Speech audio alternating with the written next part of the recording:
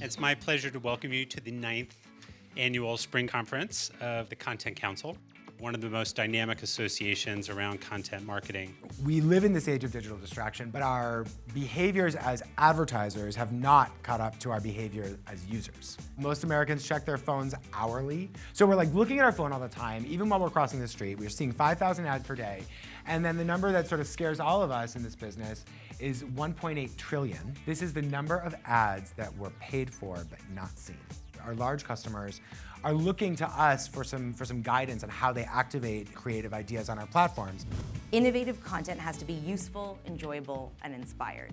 And so we like to take a pivot off of those three pillars and think about how a brand can then engage and reach their target audience. The number of shares and likes and endorsements and engagements and all these different numbers, we're much more concerned with the quality of what those comments are. That's much more directional in terms of purchasing behavior, buying power index, and actual real meaningful metrics.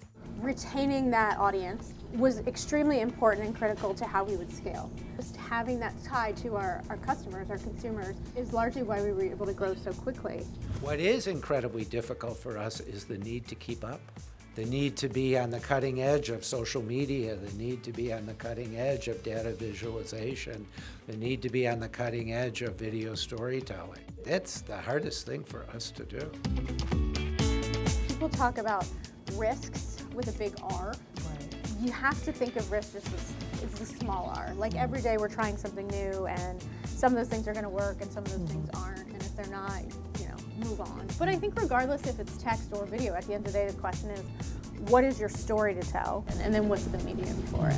The more we think less about like how do I get this user to love me, and more like how do I demonstrate my love for these users, I think the more brands have a chance to really make a much deeper connection. That does drive business. In the end, this is about advertising to drive business outcomes, and I think that brands that love their users tend to have better business. Thank you guys so much. It's really an honor to be here. Thank you.